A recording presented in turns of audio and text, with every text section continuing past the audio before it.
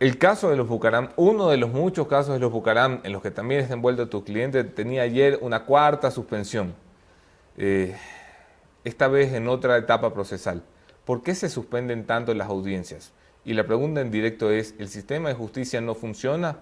¿El sistema de justicia le teme a la familia Bucaram o los Bucaram simplemente tienen suerte? Bueno, yo creo que podría ser un poco de todo. Si tú te pones a analizar, desde la audiencia, evaluación y preparatoria de juicio se llevaron a cabo por lo menos 3 o 4 suspensiones. No todas por parte de los procesados, incluso se llevaron a cabo suspensiones por parte de la autoridad de fiscalía. Sin duda no se han dado los tiempos y los términos en los que se debería sustanciar una causa de conformidad a la ley. Pero también es cierto que a la ciudadanía le puede extrañar la dilación en este caso porque es mediático. Pero en realidad, si nosotros nos ponemos a analizar la mayoría de casos comunes y corrientes, domésticos, que se sustancian en la Administración de Justicia del Ecuador, nos vamos a dar cuenta que además esto es un mal recurrente, que lamentablemente las dilaciones y el acercamiento de la ciudadanía a la justicia siempre demora, siempre tiene demora, muchas veces injustificadas. Y eso a la final afecta al ejercicio de acción, al ejercicio del ciudadano que lo que busca es justicia. ¿Qué es lo que te preocupa del estado del caso? Bueno, te soy muy sincero, desde la óptica de mi representado, a mí me conviene la nulidad. Y te voy a decir por qué. Porque el señor Oren Sheyman, digamos, siempre ha dicho públicamente que él para santo bien poco. Entonces tampoco es el delincuente que han querido pintar ciertos medios de comunicación. Pero lo que sí él ha dejado claro es primero su arrepentimiento y segundo su voluntad de colaborar con las autoridades. Desde el primer momento, desde el día 1, incluso antes de que este caso sea mediático. Y a pesar de aquello, se ha dado esta circunstancia. Perdimos la imagen del doctor Vanegas, no sé si la recuperamos pronto. Perdón, Héctor, se me dio ahora. tranquilo, perdimos tu imagen unos minutos, unos segundos. Sí, perdón, te decía, él ha colaborado, en este momento está pagando una sentencia por enriquecimiento privado no justificado. Y sin duda, si me preguntas a mí como abogado o si le preguntas a él como procesado, ¿te conviene o no te conviene que se declare la nulidad? Te va a decir, por supuesto que me conviene. Ahora, es lo que se esperaba realmente desde esta defensa, que tenía más allá de garantizarle un buen trato a su cliente, cierta confianza de que el sistema de justicia iba a lograr ese ideal que parece que cada vez está más pisoteado, que es la justicia. Desde ese punto de vista, sin duda, genera una decepción, porque nos damos cuenta que por los propios errores del sistema, el sistema falla a la ciudadanía. Y estos casos que han generado un perjuicio a la sociedad en general terminarán en la impunidad. Y entonces tú hacías la pregunta, ¿es por suerte? Yo no creo que sea tanto por suerte. Yo creo que aquí hay una responsabilidad compartida desde las propias autoridades, que lo único que tenían que hacer para poder poner la pena más drástica a estos señores o a los delincuentes que sea, era respetar el proceso. Claro. Pero tú no ves aquí que haya una mano mañosa que intenta torcer la voluntad de la justicia. Yo te soy muy sincero, y esto lo he dicho en privado, yo soy profesor de proceso penal, tengo que decirlo también en público.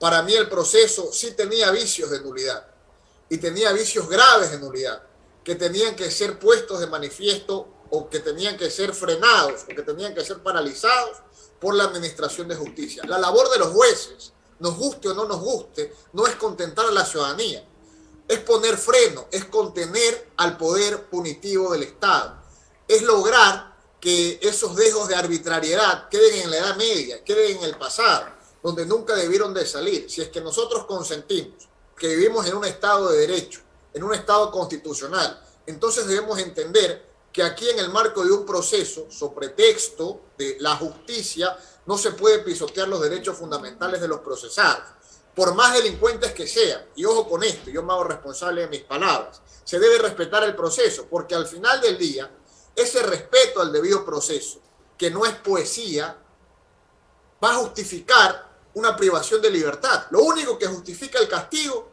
es que ese procesado al que le vas a privar de su derecho a la libertad haya tenido un debido proceso. Si no respetas eso, no puedes exigir absolutamente nada. Doctor, ¿cómo estás? Jefferson Sanguña te saluda en esta ocasión. Muchísimas gracias por atender la entrevista.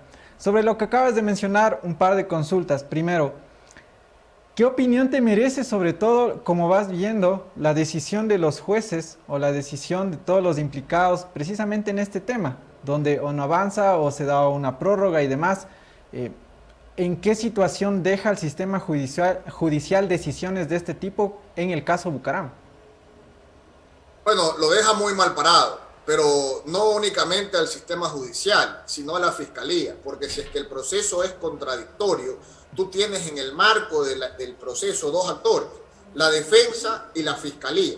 O gana uno o gana el otro. Y en este caso, lamentablemente, Fiscalía ha perdido apabullantemente en todos estos procesos. Y eso sí que genera desde el punto de vista técnico, desde el punto de vista lógico, cierta zozobra, cierta alarma, por cuanto tienes que analizar profundamente qué es lo que está pasando aquí. ¿Y qué falta por hacer en ese sentido, doctor?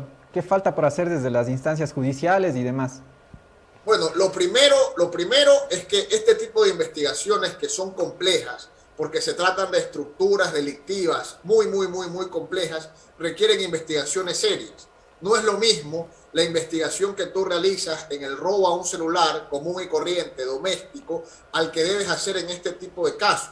Los Estados Unidos, que tiene, pues no es el país perfecto, pero se caracteriza por tener un sistema de justicia que funciona más o menos bien, nos dan lecciones de que los casos más relevantes que han tenido en su historia, el caso Enron, el caso de Brecht, el caso FIFA Gate, han únicamente podido tener éxito luego de investigaciones que han durado años, pero décadas enteras, porque no puede haber un solo perno en la investigación de un proceso estadounidense que falle, porque ello daría lugar a que se caiga toda la estructura del proceso. Entonces yo sí creo que Fiscalía también debe hacer un mea culpa. Realmente tienen que preguntarse, ¿se han hecho las investigaciones correctas? ¿Se han tomado las precauciones para no dejar cabos sueltos en ninguno de estos casos? ¿O nos hemos apresurado únicamente para imputar responsabilidades, para tener la venia ciudadana? Y yo creo que sí, yo creo que si es que lo analizamos desde esa óptica nos vamos a dar cuenta que en efecto es así. Y esa premura ha determinado o nos ha llevado a la conclusión de que los resultados sean negativos para la Fiscalía. ¿Y por qué crees que pasa esto? ¿Por tratar de, no sé, de salvar al señor Bucaram? No sé, por mediocridad en la justicia? ¿Por qué crees que sucede esto? Bueno, porque yo creo que la Fiscalía se ha vuelto más allá de un representante del poder punitivo del Estado, también un actor político, y en este sentido busca la venia ciudadana. Y los ciudadanos, la sociedad en general, tiene esta herencia, ¿no es cierto?, de la Edad Media, donde las ejecuciones, las decapitaciones se hacían en plazas públicas para que la gente pueda ir en familia a celebrar estas ejecuciones de los delincuentes. Y nos ha quedado un poco la herencia de aquello. Y hoy en día la ciudadanía ve las ejecuciones, ya no las decapitaciones, ya no las ejecuciones públicas, pero sí ve el linchamiento mediático que se realiza en casos relevantes, en casos jurídicamente relevantes. Y obviamente esto genera cierta satisfacción a la ciudadanía. De algún modo u otro nos gusta pensar que los corruptos deben ser humillados, deben ser castigados y deben terminar en la cárcel. Y un poco esto es cierto, ¿ah? Yo creo que una persona que ha cometido un delito debe pagar las consecuencias de ese delito. Pero eso no puede ser un pretexto para que el sistema de justicia se convierta en un ejercicio de venganza. Por el contrario, debe ser un ejercicio probatorio en el que las partes puedan demostrar, más allá de toda duda razonable, si es que se ha cometido un delito o si es que no se ha cometido. Porque eso va a justificar un eventual castigo. Doctor, para ir cerrando, tenemos hace pocos minutos, acaba de ir de aquí la presidenta del Consejo de la Judicatura, María del Carmen Maldonado. El Consejo de la Judicatura llegó a ser el gran protagonista del sistema de justicia durante los últimos 12 años, 14 años, pero evidentemente su rol era control disciplinario y comprar papel higiénico. Nunca debió ser la cabeza del sistema de justicia. Hoy, ¿por dónde le entra el agua al coco? Hoy, ¿quién debería hacerse cargo del sistema de justicia? Bueno, yo creo que más allá de las personas que pueden adolecer de faltas de preparación académica o incluso que pueden ser endebles a la corrupción, debemos nosotros plantearnos una verdadera política pública de administración de justicia. Porque la verdad, Anderson, es que el sistema no funciona y a nosotros nos indignan este tipo de casos mediáticos. Bueno, a mí me indigna aquellas víctimas de violaciones o de asesinatos que tocan todos los días la puerta de la administración de justicia y no reciben respuesta, pero ellos no salen en los medios de comunicación y por ello su reclamo no es escuchado y por ello su reclamo no es puesto en conocimiento ni indigna a la ciudadanía.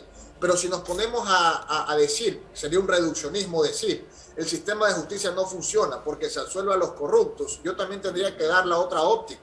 Tampoco funciona porque las víctimas comunes y corrientes, la gente pobre de este país, que ha sido víctima de un delito, que ha sido víctima grave de un delito y que reclama justicia en la administración de justicia, no recibe respuesta.